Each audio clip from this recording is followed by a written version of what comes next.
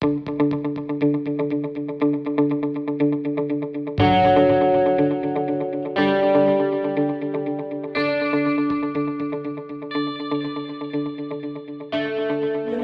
with our panel discussion, which is why user goal oriented and task oriented writing is important versus the writing the product features. Yeah, so let's proceed with that. Thank you. So allow me to invite the panelists, and I think we have been interacting with them for a couple of days now, so I'm not going to go ahead with the long introductions, so I'll just try to do it quickly. So may I invite Scott Miller, Senior Principal Documentation Architect, Oracle Apps InfoDev. Scott.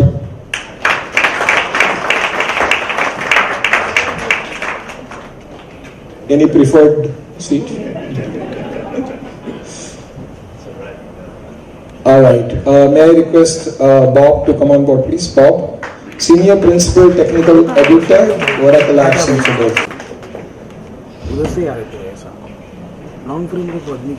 May I request Sonia O'Reilly? Sonia is Senior Information Architect, InnoAsia, Canada.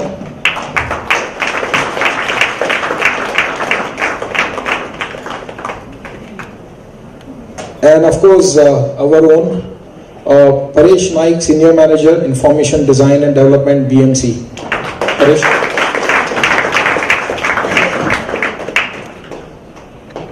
Last but not the least, once again, our own and the witty Amit Kapoor. Other than doing mimicry, he's also Associate Director, Content Marketing at Signity Technologies Limited, Hyderabad. So I'm going to cut short the long introductions, as I said, and I'm simply going to say that over here we have got more than 110 years of experience in doing different types of documentation. Yes, you should clap for that. Yeah. Yeah. By the way, my name is Makaran Pandit. I'm the Managing Director of TechnoRights, and I also have got about 22 years of experience in this field. So what we are going to do is we have a panel discussion, and here is the format. So I'm going to ask the panelists for their first round of comments on the topic, and I've got some specific questions that will trigger the discussions. So first round of comments, maybe about 2 minutes each from all the panelists, and then I'll probably ask each of them to comment on the topic for about 5 minutes, and maybe crisscross brainstorm, and then we'll open the panel for questions from the audience. So the seed thoughts to open up the discussions, or the seed questions that I have, is there are a number of questions. So first of all, is the feature documentation part of marketing communication or MarCom, or is it a part of technical writing? So is it MarCom or is it TechCom? That's one question. Is the focus of writing teams shifting from user guides to MarCom? Because it seems that after the user know the products, they write the documentation and videos themselves, right? So then our role is to sort of play bridge the communication gap when the product is launched, and after that the users take over, so they write the rest of the documentation.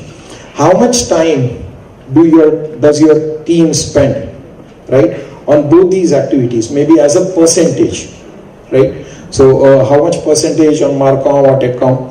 Isn't understanding the product features a stepping stone towards explaining the goal and task? So isn't the product feature documentation enabling the rest of the documentation and knowledge transfer?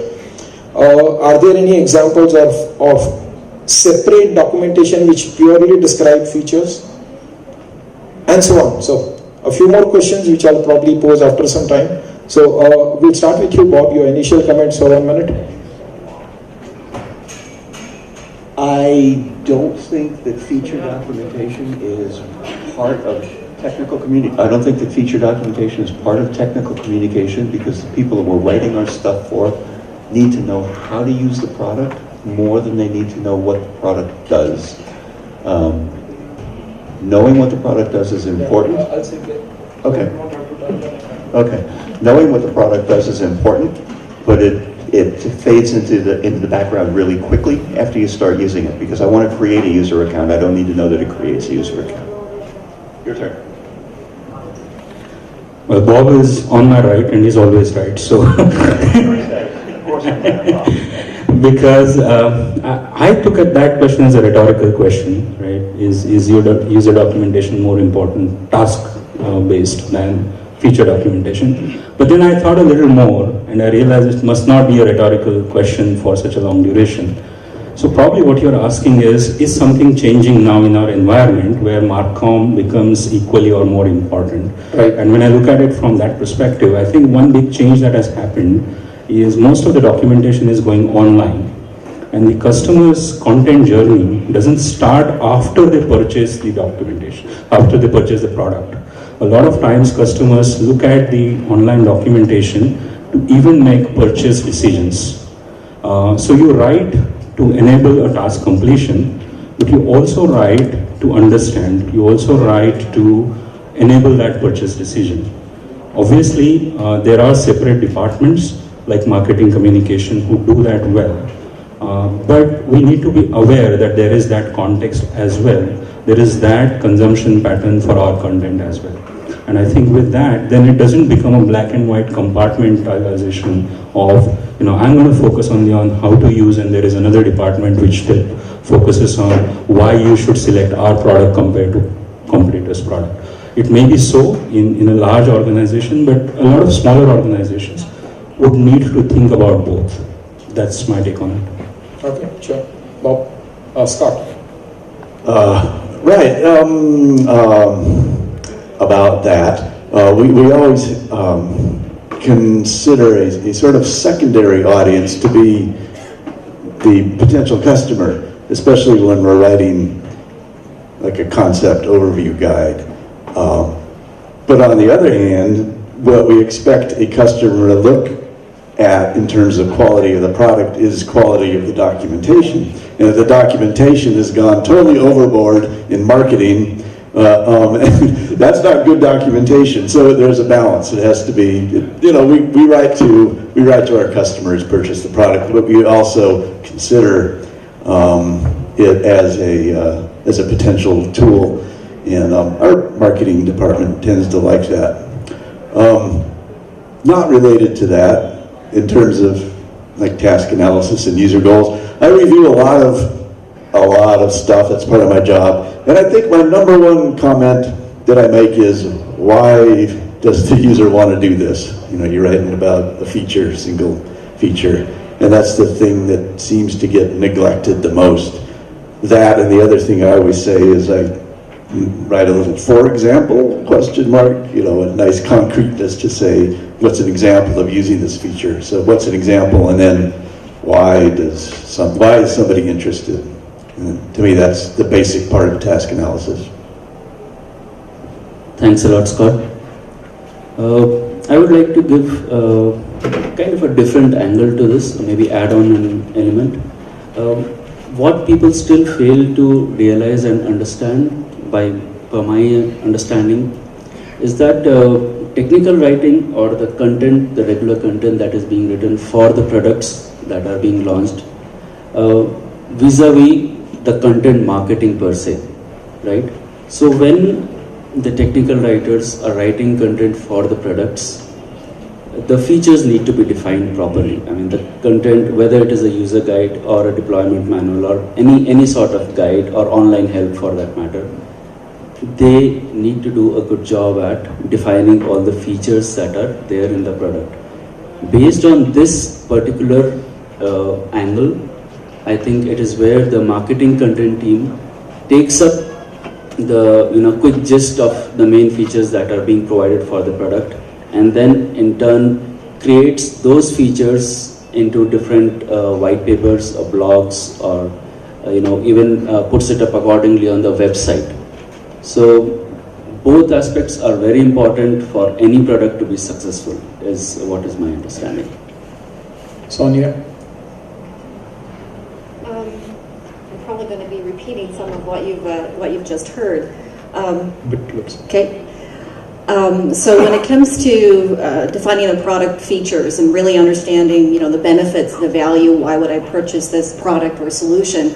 That's one approach to creating information that's pretty critical in order to make that purchase decision. A lot of our writing teams are writing post-sales. So that decision has already been made by somebody in the organization that this is the product or solution that we're going to put into place. And now it's really about, how do I use this? So if I look at from our organization, we run a number of technical support shops, tier 2, tier 3 engineering support. And our customers are calling us not because they want to know all about a particular feature or how it works or what its benefits are.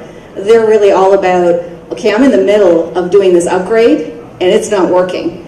And either the documentation isn't complete, maybe there's something wrong in terms of how they provisioned or configured or whatever the case is. And they're really looking for an answer at that point in time, at the first call, as quickly as they can.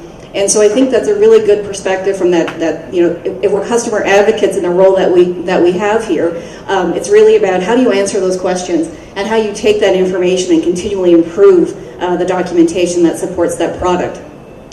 Now, on the other hand, what we're also seeing is that as products move to the cloud, a lot of the emphasis that we've had on detailed technical documentation for more experienced and for the more complex things, there's less focus on that, and we're starting to see a move to more writing of end user and administrative content. Tends to be simpler content, and it also there's a request for more visual.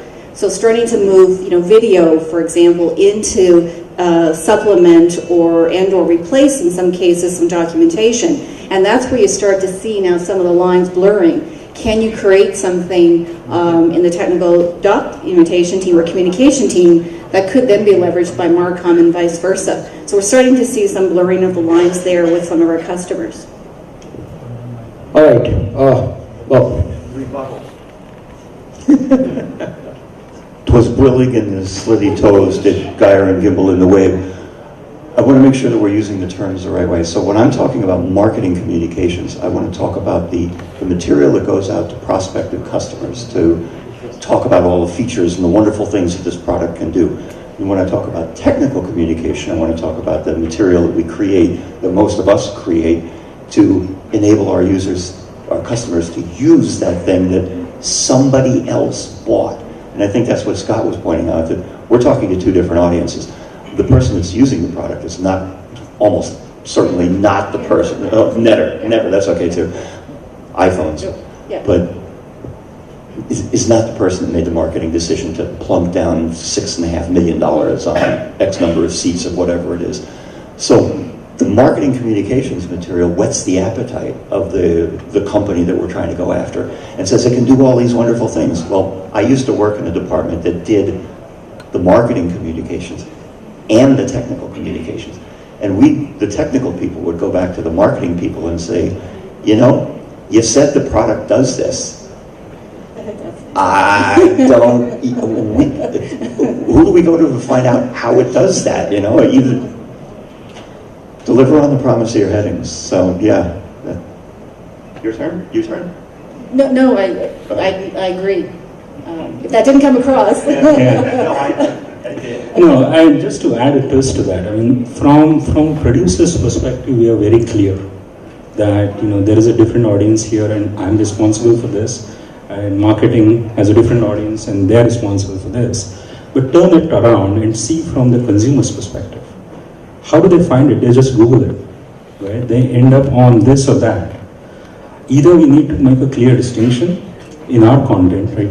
If you're looking for evaluating this product, you've come to a wrong place, go there. Or if you're looking for actually using it, this is not it, right? Because earlier it was easy because you were shipping print copy after they purchased it. Now all of that is available along with the marketing communication. So either there has to be a completely different distinction between these two, or we have to be aware of what is happening.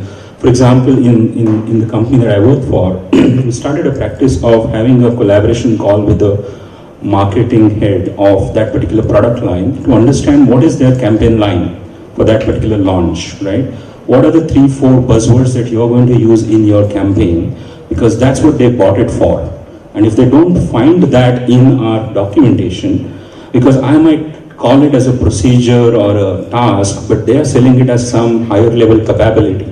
Now, if I don't connect those dots, they may think we are fooled, They sold us something and this is doing something. So we have to, if not deliver, definitely collaborate and incorporate that message into the technical documentation at a high level, and then break it down obviously to tasks and how to complete it. That's an additional thing. So just to add on to actually what Bob said, I know there are certain instances, even I have been part of such website content or even brochures that we create. Sometimes we tell the customers that, these are the 10 things that we can provide. Let us say services, for example. So we provide these 10 services, but when actually the client calls back and the main engineers or the product developers, they ask, they are like clueless because they don't provide 2 of those services. So then it's like more of a, I can say a ball game, or I can say it's just a matter of discussion that, we are already providing those 7 services and these 2 are pretty close by.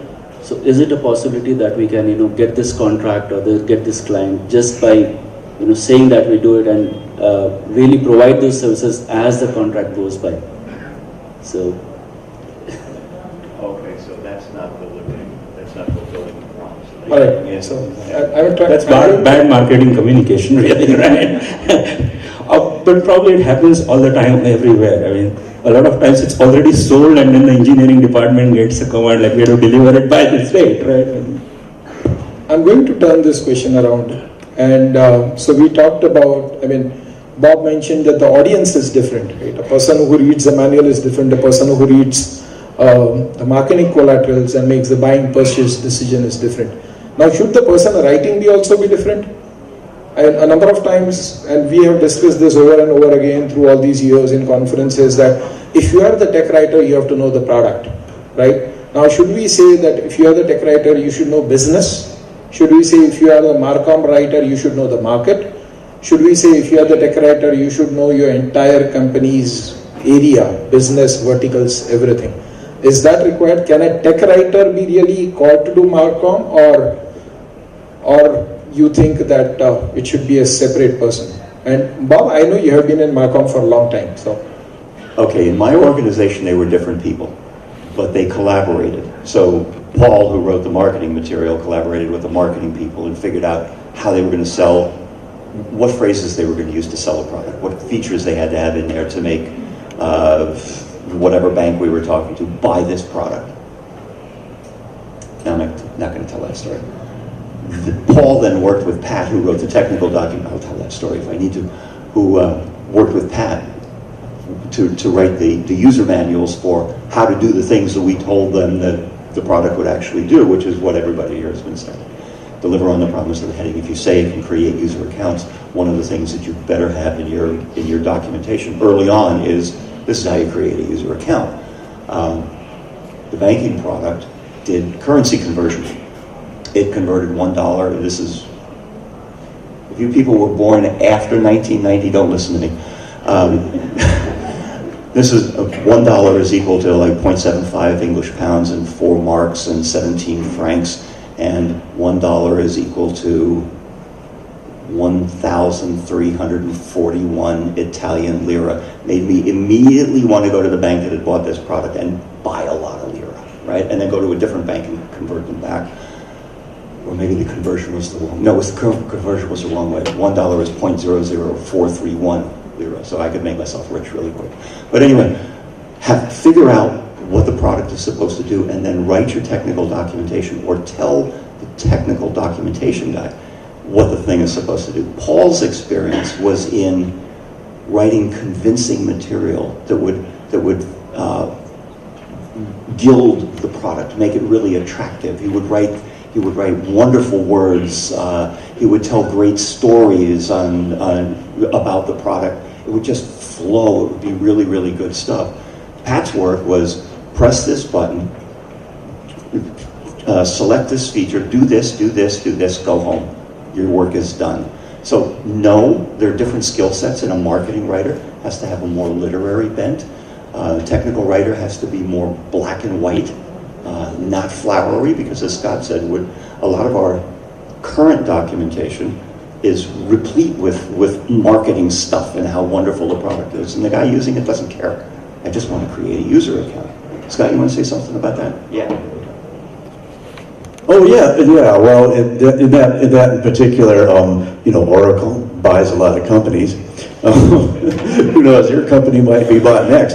And part of my job is when we get a new acquisition, I go through their doc set, and it's very common for me to go through and mark out, take out all this marketing stuff. And a lot of it, the overview is things like you can work faster and save money. Well, every product, that's what it's about, working faster, save money. And so yeah, there's a lot of marketing stuff in technical documentation that I see anyway.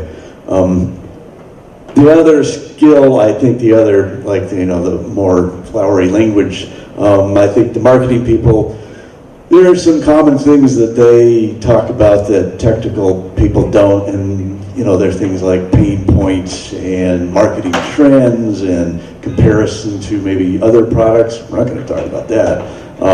Cost of ownership, those kind of things that are more, they're not about the product, but they're also they're what the product can do in those areas. And I think that's, there's probably a whole bunch more things. I'm not a marketing person. That's just what I can imagine off the top of my head that try to convince people.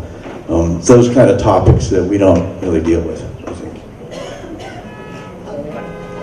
So for large organizations, it's very common for the Marcom, group to be a standalone group, and then the technical documentation group to be standalone. But also for startup companies or smaller companies, certainly seeing that the marketing, the sales, the communications, and the online help, the product help, and the videos and everything else that goes along with it may be created by one or This particular question would be a bit more individualistic. So I have been a pure technical writer for almost 14 plus years, after which I moved into a pure content marketing role, which is what I'm doing right now. So I don't know if Mac might say that because of my earlier poem writing skills, I moved in a bit easily to the content writing zone. But yes, I totally accept and agree that a technical writer's role and the language that we have to use is very, it has to be more accurate and in black and white, as you just said. Whereas the marketing person gets, a leeway into using more flowery and more freedom of speech is there. So honestly, after working for just about a month as a content marketing person, I actually did heave a sigh of big relief. I felt as if I could really write what I really wanted to. So, well, yeah, there is a big difference, but yeah, I think it's all about the individual role.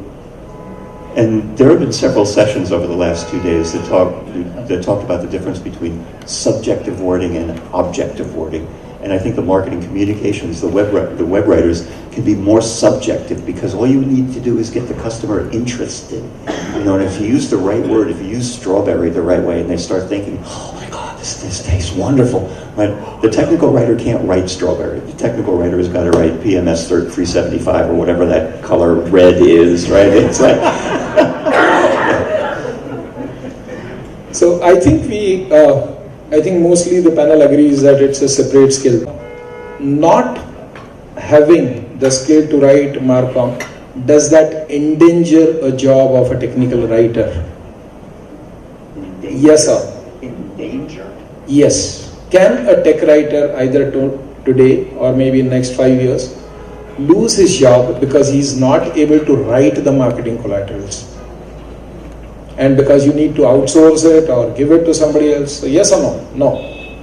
Me first? Yeah? No. No. I do. Oh, just next. one. Just one. No. No. No. Now, I should say yes, but I'm going to say no. No. Yes, you can add to that. The answer is no, but I know of a person exactly like him. She was a technical writer for 10 years, and then she moved into marketing content writing.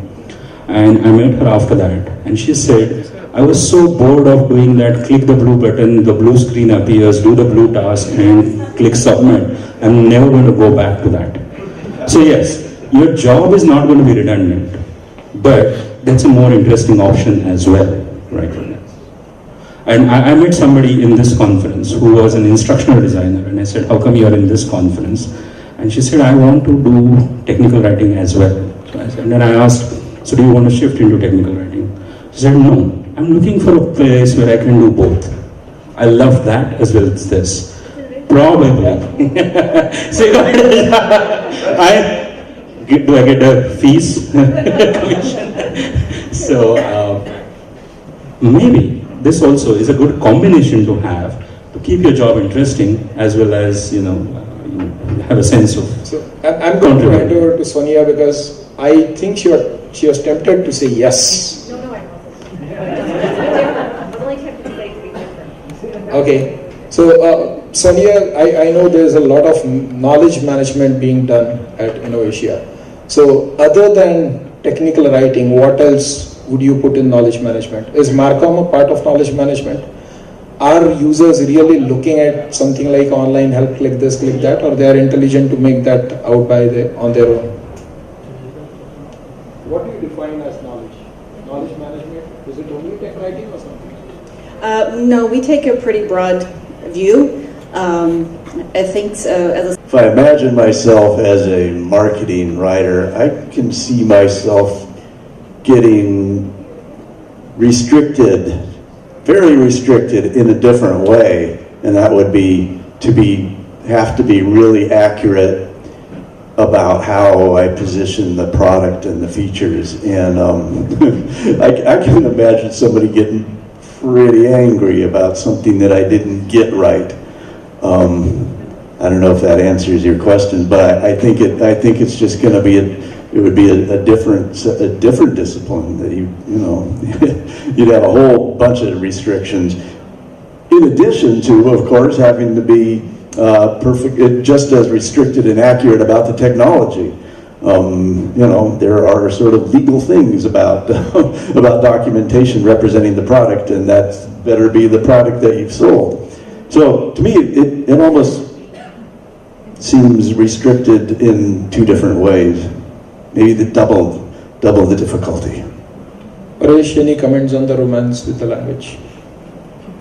Yes, obviously there's a lot of freedom, but I think with that freedom comes a lot more responsibility as well, because you're directly hitting the bottom line of the company, top line of the company as a marketing writer.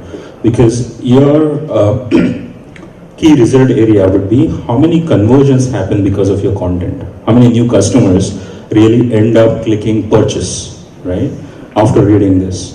As a technical writer, I'm not worried about that, right? So at the cost of giving away the freedom, of course, I have to then answer how many support calls have reduced because of my manual. Well, somebody could be using a demo version of the software before buying also, right? Yes. In fact, that is a real life scenario, I can tell you. We have this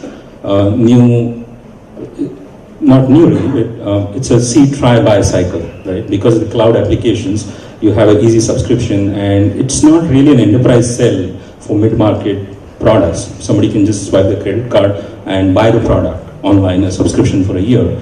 So in that case, the see, try, buy experience has, the technical documentation has a big role to play in that trial experience, right? And in fact, there's a stall out there called WhatFix. Yeah. We decided to use that product instead of documenting, so that the trial customers don't have to read it, and we can actually walk them through the product so that they're not frustrated with the complexity of the product.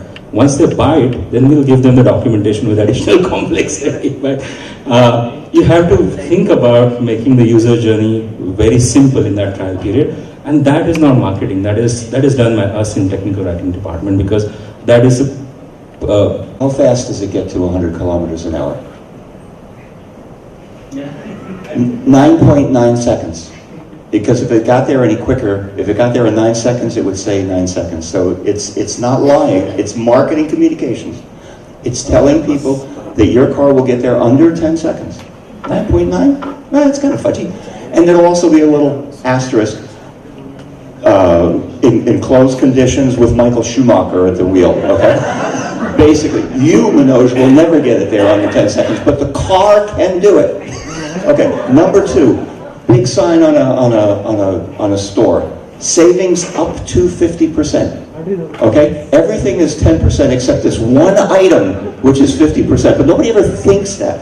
None of that is a lie. The first two, the grandiose things. It's marketing communications. They got you into the store, right? To buy something. Oh, it's only 10%. They got you to come look at the car. Technical communication will tell you that it only accelerates to 9.9, and you're only going to get 50% on one item. So different writers, because the technical writer would say, it doesn't it accelerates at 9.9 or in 9.9. I was expecting a comment from you. That is where, so when I was earlier talking about, committing something and then adding on 2 more later on. So we are still delivering on promise. Yes, you're Right. It is just about how you manage that whole scenario for that particular client in that particular moment. We are still saying up to 50%, there is still one thing. So we are not really lying. So that's the beauty of the whole.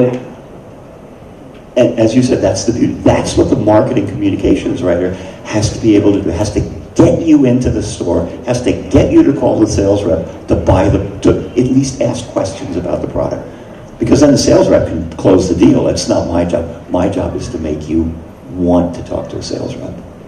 And because he talked a lot about romancing and all that, I mean, Dear Zindagi, believe me, if you had some other characters instead of Shah Rukh Khan and Alia, would we really have seen it? I have still not seen it. I'm serious. And I'm serious. Right? Alright, I'm going to take 3 questions from the audience very quickly, and then ended question. So it's not really related to only Marcom. What changes do you foresee in a technical writer's job profile in next 10 years? Is it only Marcom that's going to come in? Because we talked about what's the theme of a conference? Selling in harmony, right? And I like that example of harmony, because though it's music, you have got different instruments playing, but then they are adding value to each other. So are all the skills going to add value to each other? All the tools, all the processes, they are going to add value to each other? Does it create harmony? Does it create melody? So that's my final question to all the panelists, one by one, or in any order you want to go. Next 10 years. Okay.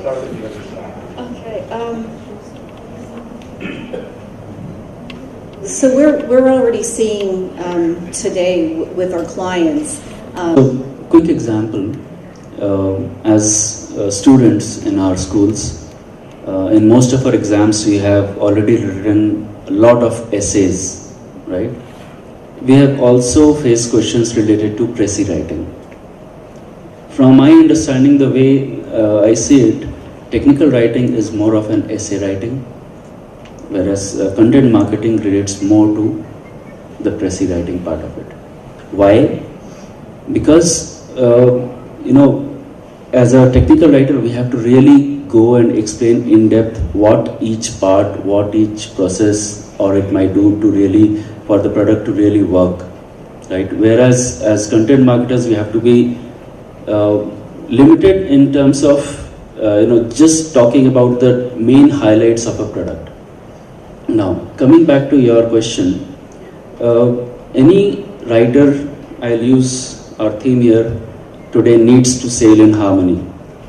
Sail is to keep moving forwards in that ship of writing, the whole writing world.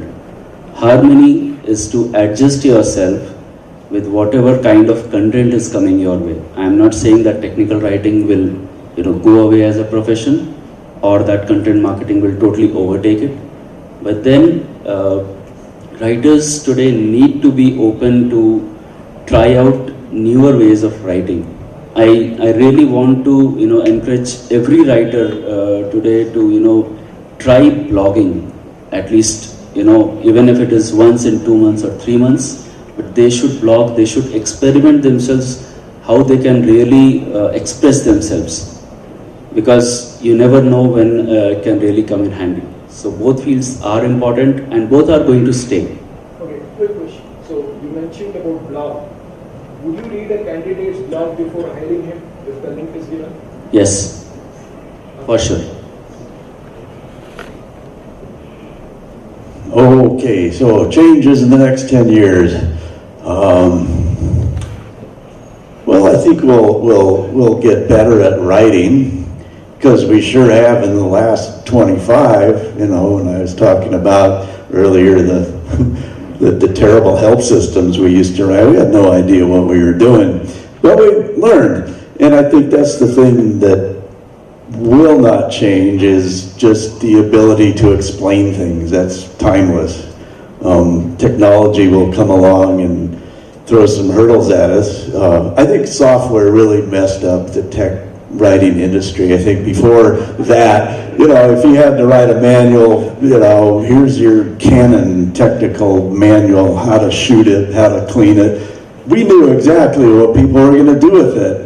You know, we didn't have to do a task analysis to figure out the goals. It was pretty self-evident. But software was so weird. You know, you'd give them some powerful thing, and especially the stuff that I write about, they start doing things with it that we didn't even know they wanted to do. And to anticipate that is kind of crazy. So I think we'll get better at it. I think that we will probably also have to learn to maybe, well, let's see. When I look back at the stuff we were able to do before, because we had all kinds of resources and time to do stuff and long release cycles, and we had almost as many people as we needed to do our job. Well, I think that's just going to get, you know, we're just going to have fewer and fewer resources, and have to kind of, as an illustrator, for example, we had a real craft with ink and all this stuff, and everything looked beautiful and sharp corners, and we spent hours, and then we could do it on computer, and all of a sudden the lines are all jaggedy, you know, you kind of had to squint to see the jaggeds, but it was a definite, to us, a real drop in quality. But man, it was so much faster. So I think we're probably going to see, we'll have to not do as much as we would like. I think there's been a kind of an adjustment for a lot of writers that they can't do as good a job as they want to, as they know they could, given the resources, given the time they have. And that will probably continue. Not to be pessimistic. Yeah, predicting future is a difficult job, a risky job. I don't, 11 years back, we were in the same city. We made a bunch of predictions. Half of them have not come true. So with that, I said yesterday, somebody predicted there will be no writer in this world in 10 years, all will be directors of videos. As you see, writing conferences happening. So, but you can at least predict the direction where it is going, right?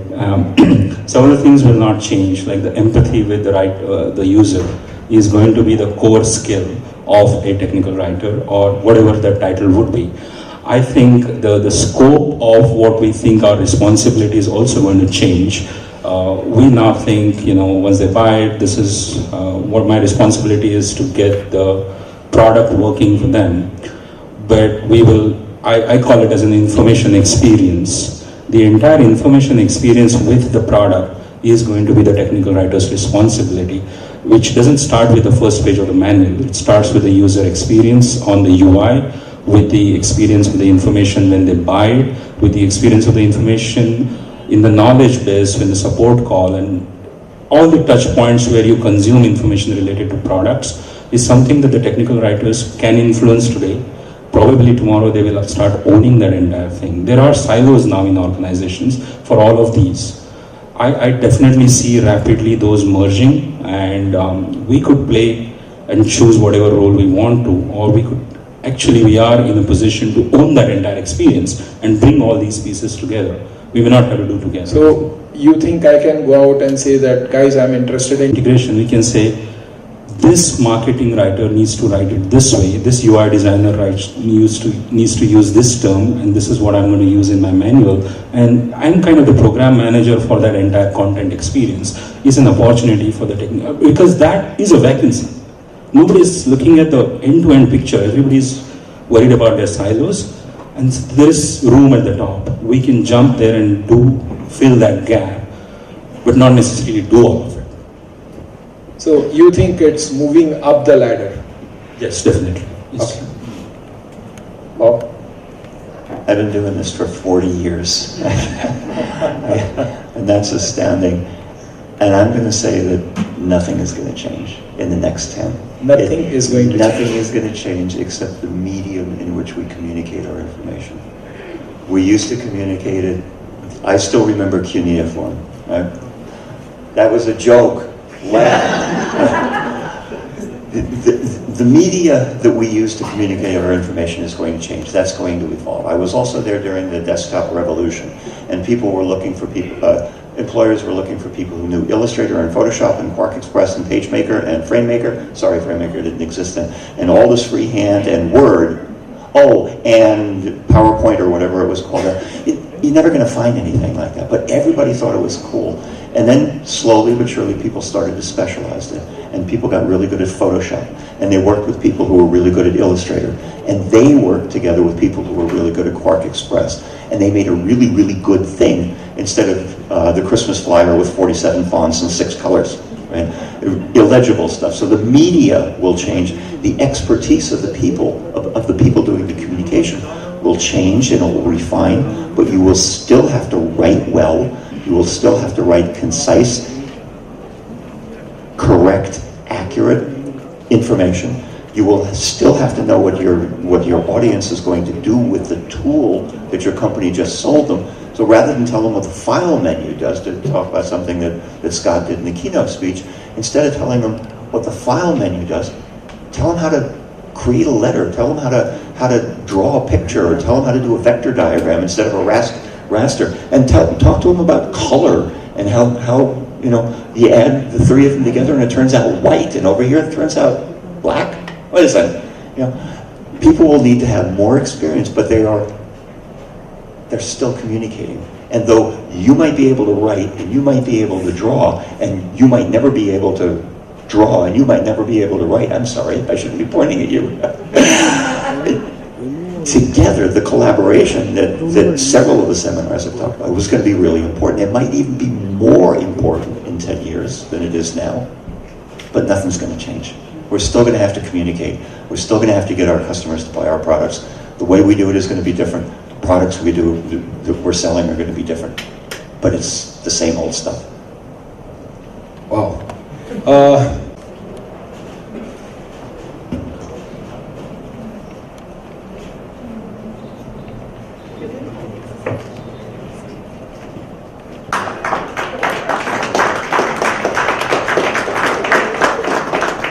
Feel free.